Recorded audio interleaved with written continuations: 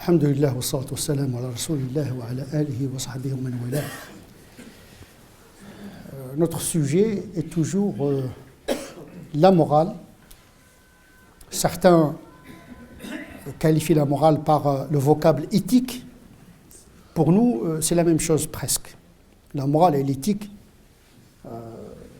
dont notre discours sera presque la même chose.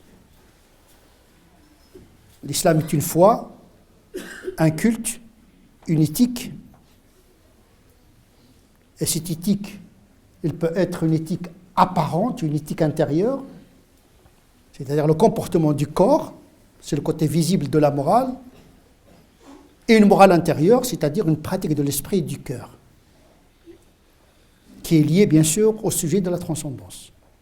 Nous avons évoqué la première source référentielle de la morale, c'est-à-dire Dieu lui-même, subhanahu wa ta'ala, qui s'est manifesté à travers sa révélation. Donc, la première des choses dont parle le Coran, c'est Dieu lui-même, ses qualités essentielles, c'est-à-dire son être, qui n'a pas de début, qui n'a pas de fin, qui ne ressemble à rien du tout de ce qu'on peut imaginer, parfait, le plus beau, le plus parfait, le plus majestueux, l'être suprême. Ne pouvons le concevoir que par asymptote imaginaire, c'est-à-dire on se rapproche de Dieu par un sentiment de présence de Dieu, parce que personne n'a vu Dieu, même le prophète sallallahu alayhi wa sallam n'a pas vu Dieu en éveil et directement, si ce n'est que la réception de la révélation coranique à travers l'archange Gabriel alayhi salam. Mais le contenu de cette révélation, c'est le discours sur Dieu lui-même, comme une référence, non seulement à la foi, non seulement au droit canonique, mais également à la morale, puisque Dieu s'est présenté à sa créature à travers ses qualités qui sont reconnaissables par l'être humain. Dieu n'a pas parlé de qualités que l'homme ne connaît pas. Il nous a parlé de sa sagesse, donc nous connaissons ce que ça veut dire la sagesse, parce qu'elle est déposée en nous. Il nous a parlé de la justice, parce que dès notre naissance, on a le thermomètre de la justice créé en nous, la bonté, l'interdiction du mensonge. Dieu est véridique. Yaqulul haqq, il nous dit que la vérité, etc. Donc, ce sont des qualités de Dieu que nous pouvons comprendre. Parce que nous en possédons une relative partie. Tout ce qui est parfait en Dieu, il est imparfait chez l'homme. Quant aux qualités humaines qui tendent justement vers la perfection, parce que l'homme est invité à se parfaire. C'est-à-dire que si Dieu il a créé l'homme inachevé, c'est en connaissance de cause. C'est parce qu'il est perfectible. Donc l'inachèvement, ce n'est pas l'imperfection dans la création. Puisque dans le projet de Dieu, c'est de créer un homme perfectible. Et donc c'est un manque programmé. C'est un manque programmé. Donc ce n'est pas une imperfection.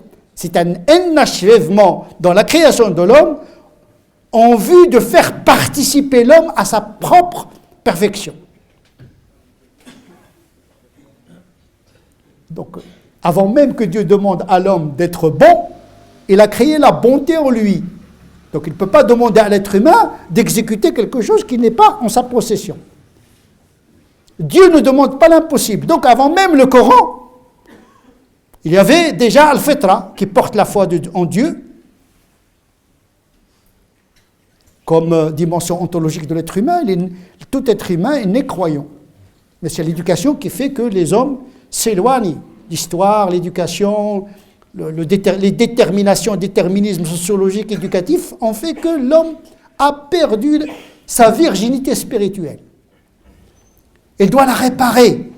C'est pourquoi le Coran est venu comme réparation de cet éloignement. C'est pour cette raison que le Coran se qualifie comme dhikr. Il nous rappelle quelque chose que nous avons, mais que nous avons oublié. Wal-insan, en arabe, il est appelé ainsi, l'homme, parce qu'il oublie. Il y a ça. Et donc, notre malheur, c'est qu'on oublie.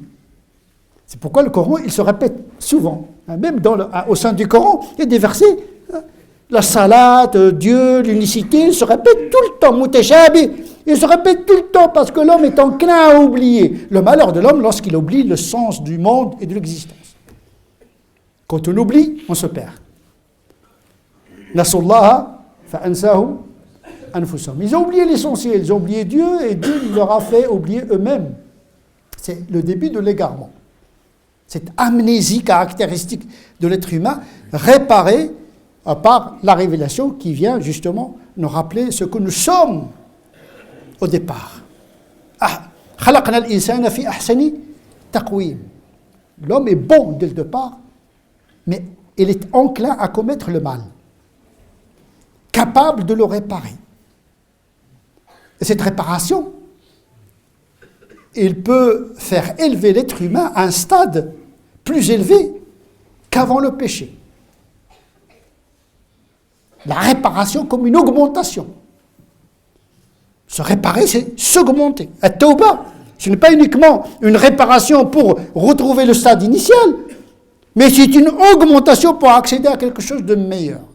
At-tawbah comme une rectification, une révision, une réparation. Nous sommes appelés à être des mécaniciens de nous-mêmes. Les pièces, voilà, il faut toujours ajuster les pièces, etc., pour faire face aux imprévus de l'existence. C'est un travail jusqu'à la mort. Cette perfectibilité. Donc, avant même de parler des détails de l'akhlaq, il faut dire que déjà, Dieu a donné les éléments d'accès à une perfection relative. C'est yujannabu al-atqa. Toujours le Coran, il appelle à ce qui est le superlatif. Tendre vers le meilleur toujours.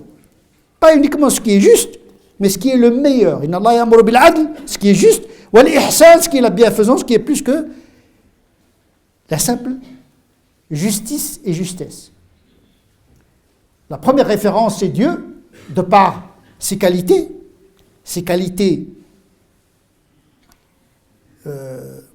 d'acte, et pas ses qualités d'essence, parce que son essence ne ressemble à rien du tout. Aucune chose ne lui ressemble en matière d'essence. Dieu n'a pas de début, n'a pas de fin, c'est une lumière, etc. Ce n'est pas la même constitution, entre guillemets, de la constitution de l'être humain, qui est construit, qui est créé à partir d'argile, qui a des émotions, qui a des faiblesses, etc.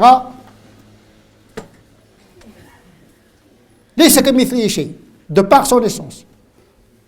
Mais ces attributs d'acte, af'aluhu, sont intelligibles pour nous. C'est presque la miséricorde, il est juste, il est bon, il est sage. Donc ces qualités, nous les connaissons.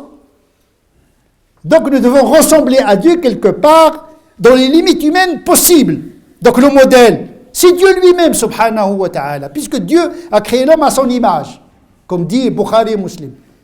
Pas pour rivaliser Dieu, mais pour tendre vers la perfection dans les limites humaines possibles. Et puisque atteindre l'absoluité des attributs de Dieu est une chose impossible, Dieu a envoyé des prophètes, des modèles humains accessibles, qui ont su incarner ces qualités morales dans les limites les plus extrêmes possibles.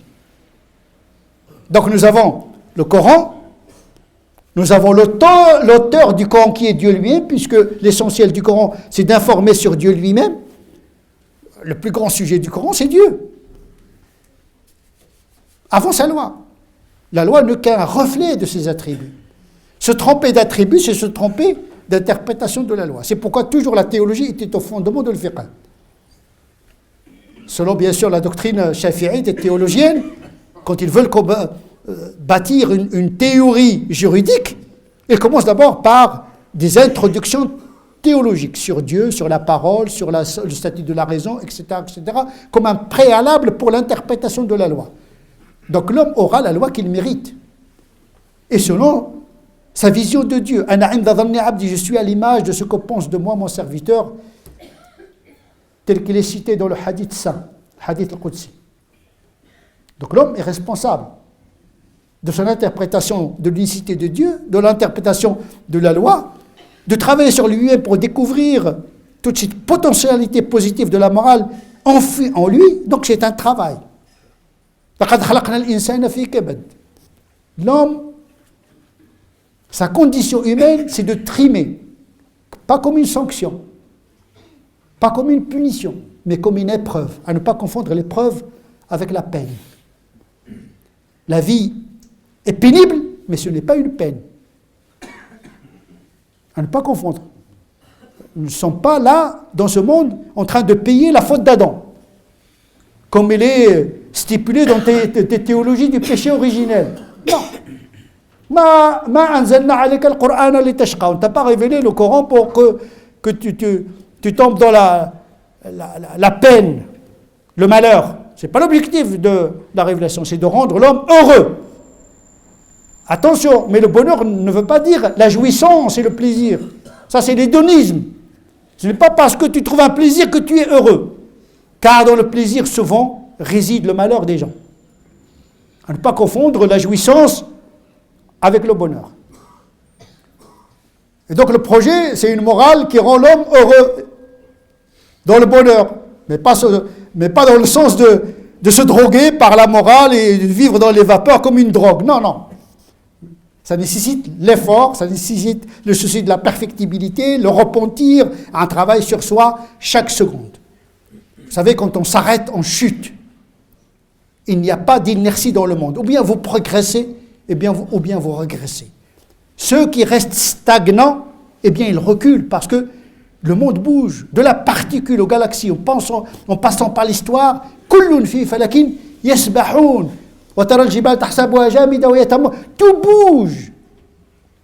Tu vois le monde inerte, mais en vérité, il est en mouvement. Ou bien vous êtes dans le sens du progrès moral, pas le progrès technologique, ça c'est un autre problème, pas le progrès économique, pas le progrès civilisationnel. Il y a un progrès moral, c'est-à-dire le souci de la perfectibilité. Deuxième source, c'est la sunna du prophète sallallahu alayhi wa sallam, son modèle accessible. Donc nous avons une révélation de strates, le Coran et la tradition du prophète sallallahu alayhi wa sallam, laquelle tradition elle-même composée en deux strates. Il y a la sunna orale et il y a la sunna comportementale. Le prophète nous dit, soyez bons, soyez justes, etc. Mais en même temps, c'est une incarnation de ce qu'il revendique, ce qu'il demande aux autres. D'abord, c'est un exemple. En vérité, il était déjà un exemple avant de nous dire ce qu'il faut faire. Il était Sadiq al-Amin avant qu'il soit prophète. Il était déjà bon avant la révélation. C'est pourquoi, d'ailleurs, il a été choisi parce qu'il avait un bon comportement. Il n'était pas moins adorateur que les polythéistes, parce que les polythéistes, ils avaient des dévotions. Ce n'est pas la dévotion qui était le choix de Dieu. C'est la véridicité et la morale qui était le choix de Dieu pour déposer sa révélation. Et on a dit que la révélation, que la morale est au fondement même de la crédibilité de la révélation. Comme si tout est moral. Vous liquidez la morale, vous liquidez toute la religion. Quand il n'y a plus de véridicité, plus de confiance, même la foi disparaît. Donc on peut réduire en vérité tout l'islam à la question de la morale. Comportement à l'égard du Créateur, comportement à l'égard de soi-même, comportement à l'égard d'autrui, qu'ils soient musulmans ou pas. Même quand il s'agit de la simple nature, les arbres, les animaux, tout ça est intégré dans la morale musulmane. Et dans la morale d'autres traditions qui voient la morale autrement, bien sûr. Première source, Dieu et sa parole. Deuxième source, le prophète et sa parole. Pour dire les choses tout simplement. L'autre référence, c'est l'être humain lui-même. Puisque Dieu a créé l'homme en parfaite posture. Il suffit de creuser dans notre prime nature, on va trouver la bonté originale.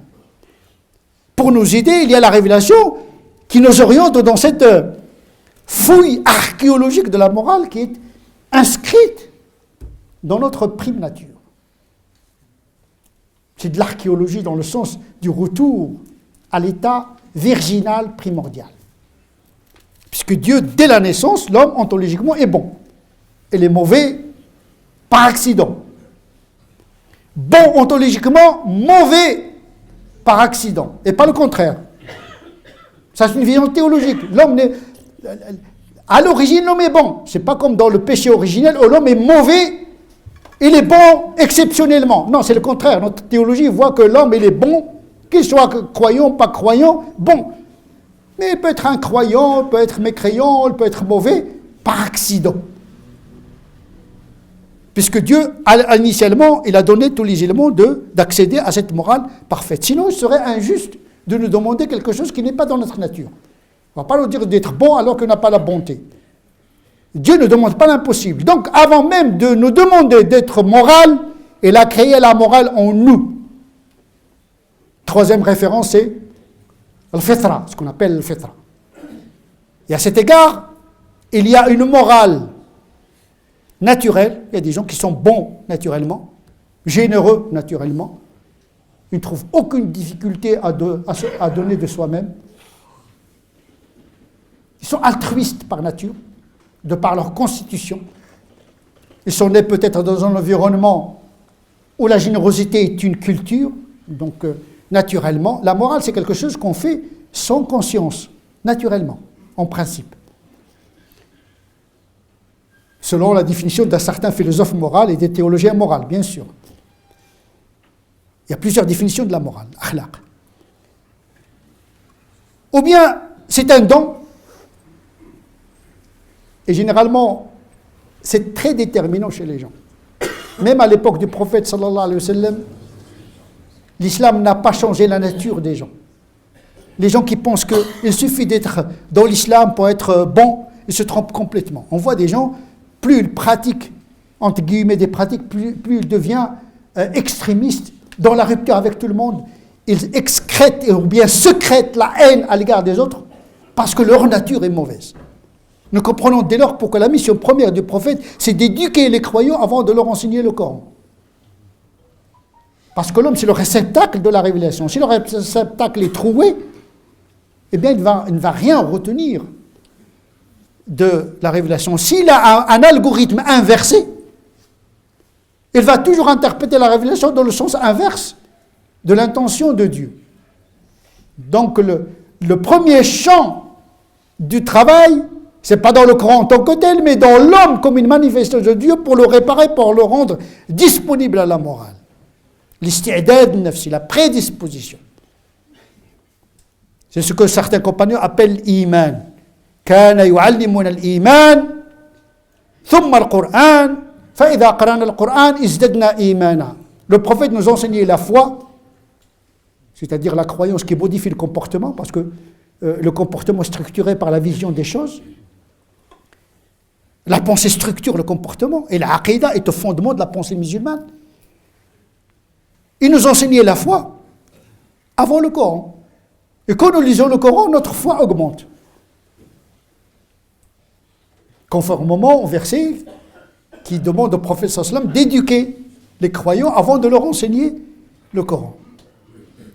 Et donc le champ du bataille, ce n'est pas dans l'islam en tant que tel, mais dans l'homme musulman. Donc il faut être normal avant d'être musulman. Ah oui, les gens qui inversent, ils disent, voilà, je vais entrer dans l'islam et je vais devenir un ange. Non, mais il faut d'abord se préparer à recevoir convenablement les enseignements de l'islam, sinon un esprit tordu, il va toujours pratiquer de manière tordue les enseignements de l'islam. Donc l'enjeu, il est tout dans l'esprit et le cœur du croyant. Les gens qui parlent de la réforme de l'islam, moi je dis, il faut réformer les musulmans. Il faut réformer les musulmans d'abord. Qu'ils deviennent des gens de bonne nature. Il faut qu'ils se réconcilient avec leur propre nature initiale. Sinon, le Coran n'aura aucun effet. On le voit dans les pratiques des musulmans. On le voit, sociologiquement parlant. Il n'y a pas une grande différence entre les musulmans et le reste de l'humanité.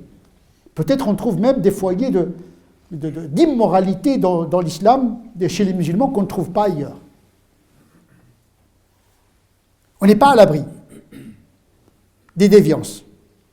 Il ne suffit pas d'avoir la vérité pour être dans le vrai. Il ne suffit pas de lire le Coran, dire « Ummat Mohammed, j'appartiens à la meilleure des communautés ». Non, il n'y a pas de chaîne, il n'y a pas de chèque blanc.